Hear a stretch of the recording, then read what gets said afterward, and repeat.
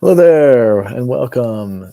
Thanks for joining me tonight. Sorry about the delay here. It looks like we had some technical difficulties when our team set this up. It appears that somehow the main page got deleted, so I had to basically recreate the page on the fly there. So I apologize about that hiccup there. Hopefully, if you're still with us, let's see, then you can join us today. I'm going to switch here. Okay, great.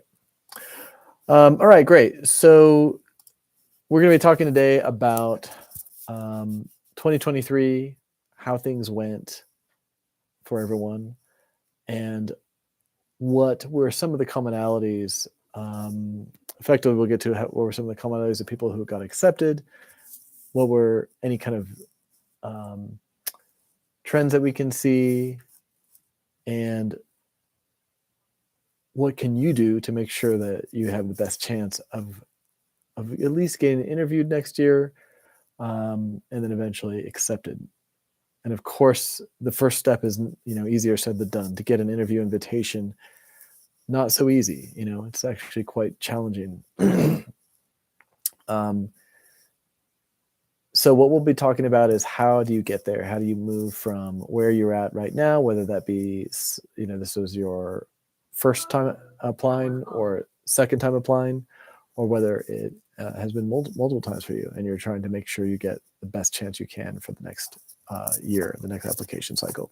So let's get into some of the details. I'm going to just share my screen if I can. And let's see if this is the right one. I think this is correct. Yeah. Okay, so hopefully you can see my screen. Let's see if I can pull that out. Never show. Let's try to move some of that up. Give it a little more room there. Okay, great. So what's next? For those of you who didn't get acceptance in 2023, what can we do going forward? You might know me. I'm Kevin. I've been with IDC for over a decade now, helping folks with the entire process, along with Dr. Alyssa, who you'll probably seen in some of her workshop videos and stuff like that, or just worked with her directly. And the two of us have worked together, again, helping countless individuals, realize that dream of getting into a U.S. dental program, usually having come from somewhere outside of the United States or Canada. And so it's something that I've been passionate about over the years. I used to do a lot of interview work myself as my full-time job, as part of my full-time job, I should say. And so I've had a lot of experience on that side, both the application document side as well as the interview side, whereas Dr. Alyssa focuses to help people more with the general process, how to strengthen your profile, but also on aspects of the bench test and some of the hands-on practical exam work. So that's kind of the two of us here at IDC. We're very passionate about what we do. We really enjoy helping people get in. And this year we had a lot of folks that reached out to us in the past couple of months and let us know the good news that they had gotten acceptances. And it's very rewarding to get those thank you emails. I have to just say it never gets old, but I will say it did make me curious as I was thinking about what to talk about this week. And I thought, what are some of the patterns that we can actually pull out of the data? So I spent today kind of going through a lot of the data by hand, looking at different applicants, looking at knowing who was accepted and who wasn't, and trying to kind of tease out the data of like what were some of the commonalities, what were some of the trends that we saw this year, and we'll kind of get into those, and so there will be kind of a sort of like a look at the data itself, and then there will just be some kind of like a few cases that I can recall just off the top of my head and talk about my impression of some of those. Because even though the data says one thing, there are certain circumstances where I just was like, oh, I know why this person may have gotten further than others. And so I want to talk about those as well. I think it'll be helpful for folks. Also, I want to mention that we do editing. This is sort of the time of year where we talk a lot about the editing process, meaning that we help applicants with their application documents. This is becoming even more important this year, I think, than last year, because before 2023, there really wasn't much in terms of useful AI being thrown around. The problem that I have started to even notice as we've started to work with candidates over this year, like maybe about mid-year, I started to notice a bit of a shift where they would give us an SOP draft that was a little too polished, a little too perfect, and extraordinarily bland. And I thought, AI has written this, not the person. So, while a lot of people are excited about this emergent technology that's going to be very helpful and is very helpful for writing in general, the danger, I think, for a lot of candidates is that they'll begin to think, oh, I don't have to worry about my SOP. I can just pump it out and turn that in, and I'll be in great shape. And I would definitely warn against that if that's something you've thought about doing. Not to say you shouldn't ever use it or even consider getting ideas from it or whatever. Like, again, it can be a very powerful tool and can be helpful for the process, so don't get me wrong there. But certainly for those who, and there will be people who do this, literally just pump it out and turn it in the day before, or a few weeks before, I would really encourage people to realize that it's not the grammar. It's not, yes, the grammar is important, but it's not just the grammar. It's not just how it's written. It's your personal story is what sells you. And to be giving and entrusting kind of a bot to take all the world's information and just kind of produce something kind of based on your life, it's going to be something that's going to result in a lot of people turning in very similar work. It could even be, and I've seen this with what AI produces, it can produce sometimes even similar stories. Like if you say, write a story about how I helped a patient, and then sometimes it will just draw on limited information, because let's say enough people prompt it to say, tell a patient story for me to apply to dental school. Well, it may draw on a number of limited articles on the internet that have the same story, and suddenly everyone's turning in the same kind of stories. So you just don't know. And so the best approach, if you're not sure if what AI is giving you is going to be very, very similar to what other people are giving these schools as well, the better thing to do is to really write your own.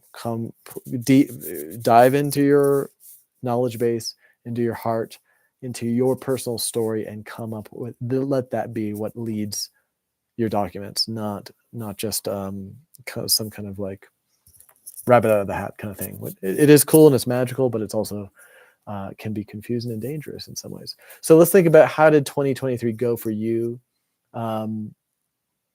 Again, I've seen both sides of this story. I've seen the guy on the left who's screaming, "Yay, I did it.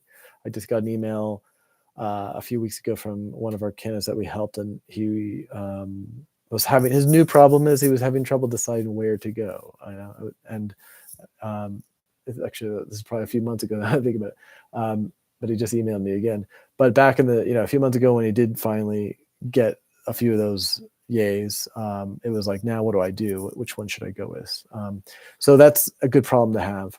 And then there's the person on the right, and that's how a lot of people feel. And I end up probably meeting more with those folks either around this time of year or into the new year, because they're feeling depleted, they're feeling frustrated, they're feeling hopeless, and they're wondering, can I actually do this? And sometimes people schedule a consult with us and just say, here's my stats. What do you think? Do I have a chance at actually making it this year? Can I get in?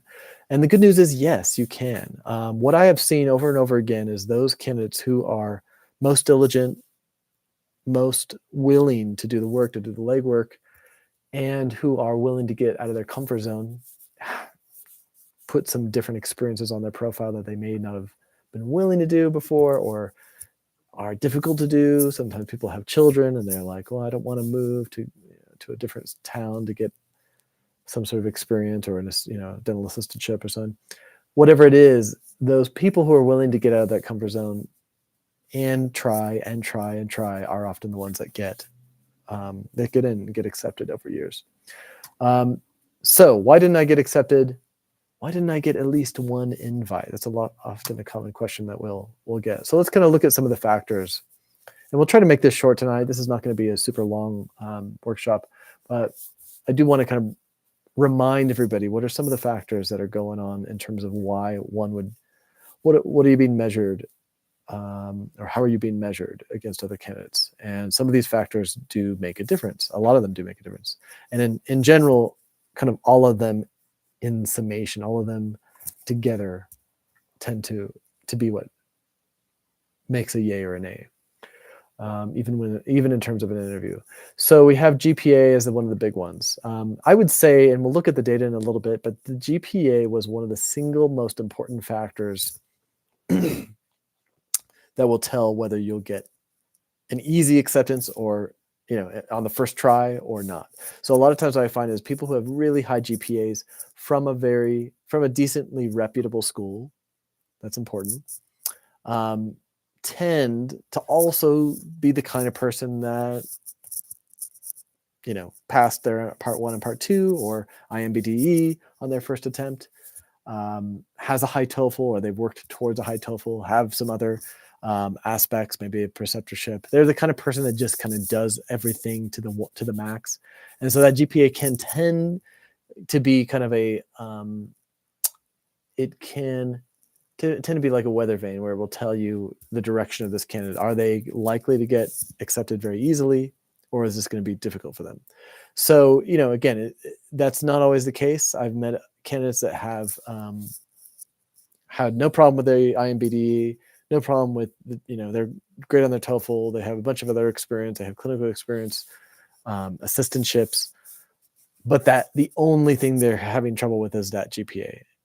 And if that's the case, a lot of the times the schools will just be able to, nudge that aside and not worry about it too much. But the GPA was one of the biggest factors. Again, if I saw a really high GPA, or when I looked at a lot of the accepted candidates, it wasn't uncommon to see a pretty decent GPA in there, especially for a certain portion of them. The good news is that there are those who got accepted, though, who don't have a high GPA. So we'll get into a little bit of that.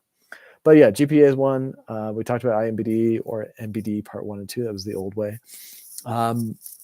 If, there was a few candidates that I saw on our list of who got accepted this year who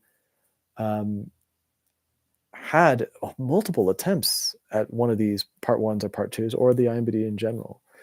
And that's usually difficult, I will say. I mean, it's something that if you haven't taken either test yet and you're in that phase where you're going to in the future, please put everything you can into that. It'll make it so much easier. But I was pleasantly surprised to see a number of the accepted candidates that I looked at in our list who had 1 or 2 failures on 1 or 2 of these, either part 1, part 2, or the iNBDE. So that was good. Again, they worked really hard to compensate for that, but that's something to think about. The TOEFL score, yes, there are a few on my list that had below 100, but the majority of them had over 100. Right? So that would be the thing to think about too. Is there are some exceptions if you really need it, but this is one where you don't really need to have a lower than 100 score technically. I know it's hard. I know it can be hard for some folks, especially the oral aspect of that exam, but this is an exam that you can take over and over and over again, pretty much as you want. And until you get that high score, just keep going. And then, you have a good TOEFL score, and that's only going to help you. And it's going to make it easier for them to make a decision about you. So again, the way I like to look at it is if you are being measured against somebody similar to you in every other aspect, similar GPA, similar experience, even similar like home country, and then they look at the TOEFL and you have 105 and the other person has a 95, it just makes it easier for them to say, well, I only have one slot to interview someone. I'll take the other person with a 105. So why not get that up as high as you can? I didn't see tons of research assistantships, to be honest, when I was looking at our data. It doesn't mean that people aren't doing those, but they are hard to get these days. I think they used to be slightly easier somehow, maybe because everyone's kind of focused their attention online, and maybe more research programs are taking people online to do kind of data crunching and stuff like that. Maybe there's just more competition, so they're a little harder to get. But they're still something to think about if you want. Preceptorships have to be a U.S. one. Hands-on would be ideal, but any kind of preceptorship, there were a number of folks that had that in our data, and that always can make a bit of a difference and adds a little push.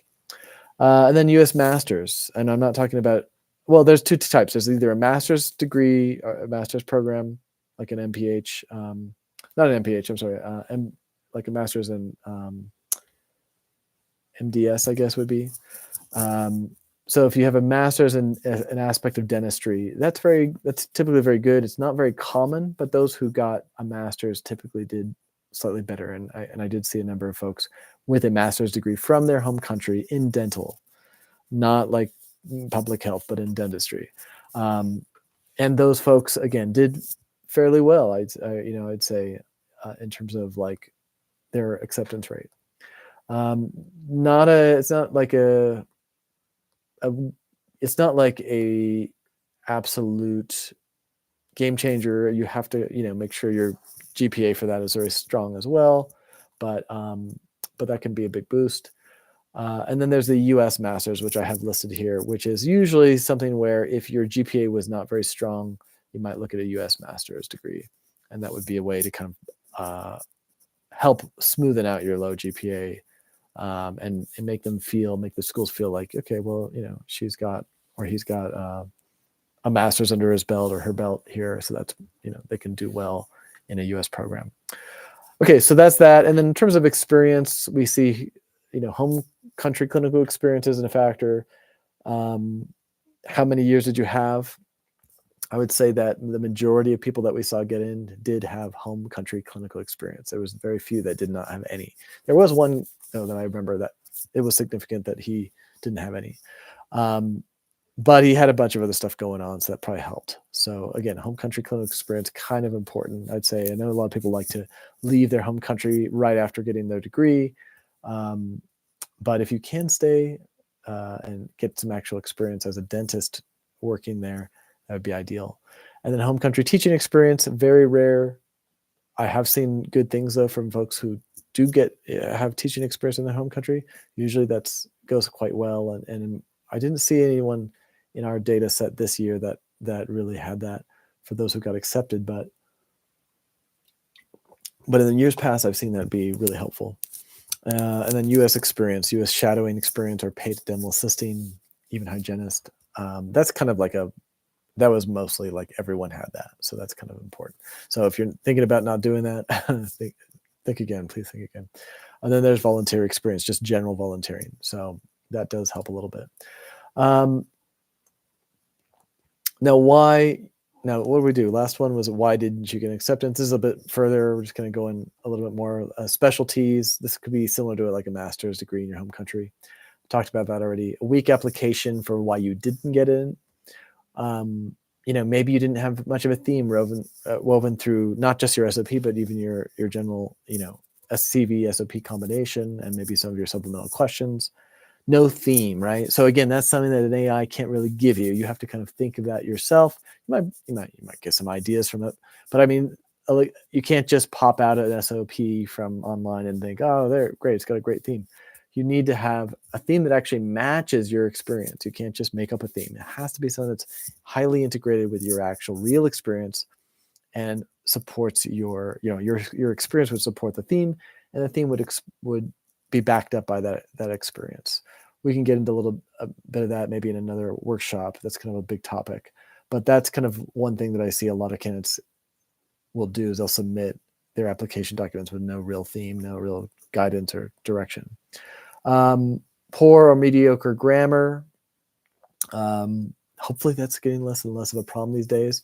But if it is, if you're submitting that with poor grammar, it's quite a big red flag there that you're really not doing. What are you saying about yourself if you're submitting something with poor grammar in today's age? I mean, stay away.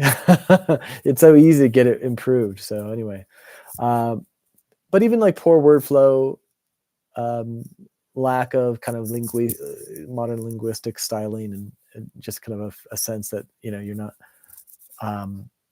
you're not kind of doing the due diligence to present a document to the reader that is easy to read for them.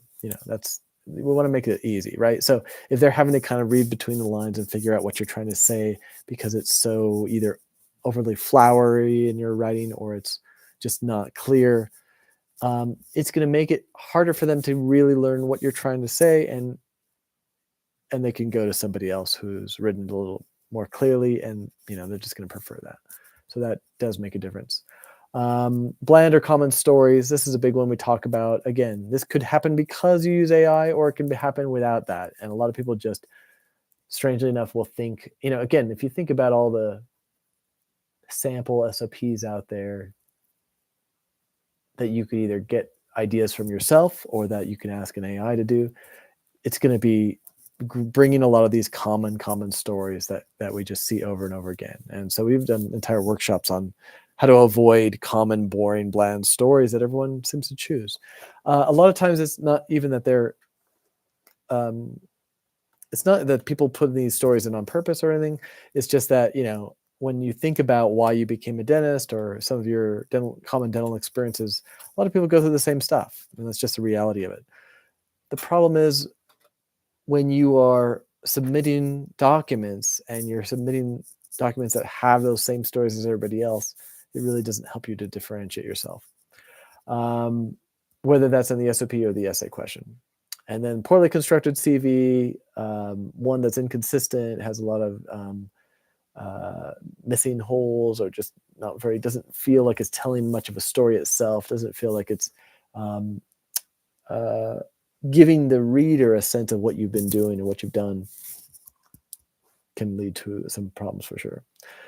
Okay, so we got kind of through the factors of like what could be looked at, what are some of the aspects of what makes someone a successful candidate or not in terms of getting interview invitations and then eventually acceptances. Let's look at some of the data that we kind of like I crunched earlier today and earlier this week actually. If we look at the GPA, I mentioned high GPA. So a person that got, so these are basically like patterns, right? So I took all the different candidates that I knew got accepted. They told me that for this year, the candidates that we worked with, and there were a fair amount of them. So I had some decent data here. So what were some of the commonalities that we saw across the board? And hopefully this will help you kind of think about like where you stand with some of this stuff. So yeah, the high GPA was thankfully not the highest, in terms of percentage. It's a good thing that it's not like in the 90s here, because that would mean that no one has a chance who doesn't have a perfect GPA or a really high one.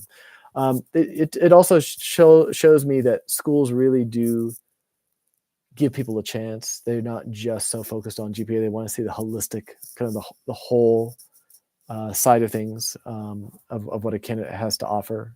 And so they're willing to take a chance on people. So high GPA was big, though. It's still important. And if you head over a 3.7, I saw, we saw over 70% of candidates who got in had a decent GPA with a 3.7. But again, that still leaves a good, 28% who didn't have a perfect GPA, and there's room for others to get in. So that's really good to know. 0 failed iNBDE or MBD attempts, pretty high, I'd say. Again, we still have a number in the 20s almost of folks who had some problems and still got acceptances. So that's good news. But at the same time, it does, if you're thinking about taking this test, it just shows how important that is. And again, with a lot of these things, if you're in this bucket, if you have a lower than 3.7 GPA, if you had a failed attempt at one of these, what can you do to put yourself in that 22% that got in? Well, that would be compensating through either additional experiences that you sign up for, maybe programs, preceptorships, etc., and also making sure that your documents are really at the highest level you can. So that's going to help you get in to that 20% that got in, even despite an iNBDE problem or an MBDE problem. TOEFL 100 plus, a lot. They just kind of like to see someone with 100 plus. There were a number, though, that I saw a few that had a surprisingly not low TOEFL, but like in the 90s. that still got in. And I think they just were a strong candidate overall, and the school was like, you know what, we can forgive this. So that's something to think about. 1 year of clinical experience or more in their home country. Whoops, let me go back. 84% for that. And I think that's pretty expected. I think that there's a certain level of like, the schools know that some people just get into this process.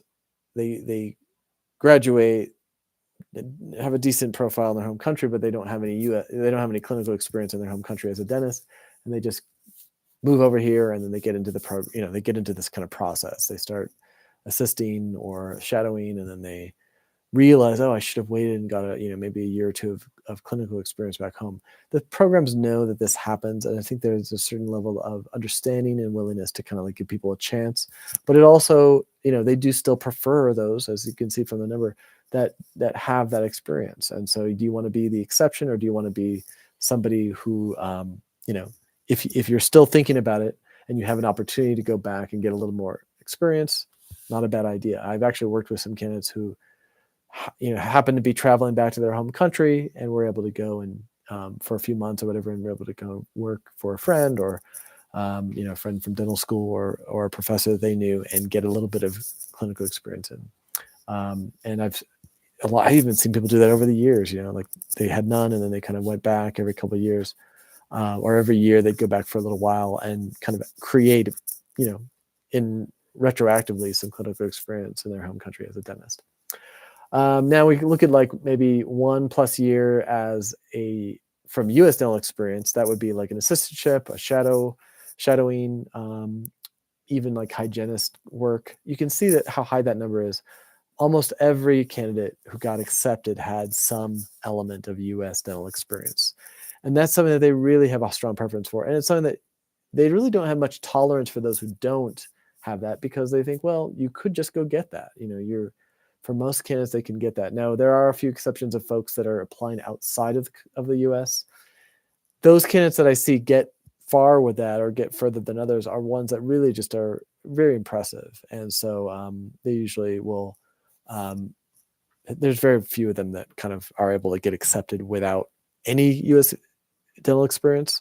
But I've seen folks that get fairly far with everything else, and then they just like, okay, I'm going to come for 3 months, get a temporary visa, and then they do 3 months of shadowing or 3 months of hopefully assisting as a paid assistant, if possible, where at least they're kind of getting the hands-on work, the hands-on experience, and then they can apply after that, and usually do pretty decently after that. But 1 year or more is pretty high. And so I would say, 1 year or more, people typically have 1 year or more. That's usually what we find when we work with folks. So that's something that if you can get that, it'd be great. If it's a little less, I think you're still in good shape, in terms of by the time you apply, most people have a year. All right. And then the master's degree abroad, we talked about that. Not very common to have like a specialty abroad. But those who have it do fairly well, I'd say, but it's nice to have. But again, it's not something, a lot of folks can't do much about that now. Like they're in the US already, they're not going to be able to go back and get another master's degree. But you can get a master's degree in the US. We talked about that. That usually people will kind of do like a master's in public health, or some people will even go and do more of a science, kind of more biological degree or something like that. But any of those that you can get that will help. Not critical, and I would say it's more on a case-by-case basis. Typically when we meet with people one-on-one, we kind of look at their profile and we can make some recommendations about what you particularly need, depending on where you are and what your stats look like. So that's kind of the aspect of that. All right, cool. So that's kind of all I had in terms of kind of talking about this data a little bit. I will kind of end it there. I think it's a good time to end it there. But what we'll do is we will have a number of these workshops over the next couple weeks, I'd say, even the next couple months, we're going to be doing these. So I think the next workshop we're going to be doing is going to be related to maybe SOP documents, what makes a great SOP, CVs, get into like the CV aspect, we might do another one on like essay questions, and we'll just kind of run through them to look at some examples of what makes good documents. And we'll probably be doing that for the next month or two. And if you are interested in having some help with your documents, though, I'll throw this up here for you guys. Let's see, how can I do this on the same one? So if you're interested, let us know. I think this should be the one. So here's our website. If you go to Capit Help, actually, and learn about editing, this is where you can kind of learn about how we can help you with your documents if you want. And we have some fantastic writers, really incredible ones that can help you take your document where it's at and really shift it to make it better reflect your story and who you are as a candidate, and differentiate yourself from others. So if you go down here, we can actually start with something called the application review session. If you want to do this, it's, we basically will spend an hour with you kind of looking at not just your application documents, but also your profile in general, and giving you some feedback about how to improve that. And then if you want to, and this is an optional step, if you don't want to do it, you don't have to, you can go to step 2, where you can choose which documents you want to get help with, and then we'll give you kind of the pricing and stuff here. And number 3, you can choose one of our editors. And sometimes they're available, sometimes they're not, depends on how busy they are. But you can sign up with one of these editors, and they can actually walk you through the process and get help for you, or basically help you prepare for your documents so that you can submit with a bunch of confidence, I would say, a fair amount of confidence. All right, cool. So anyway, that's all I have to say tonight. Thank you so much for joining and coming out today. Again, look out for an email for upcoming workshops. We're going to be having them throughout the season. So we'll be looking forward to seeing you next time. And I'll see you. Take care.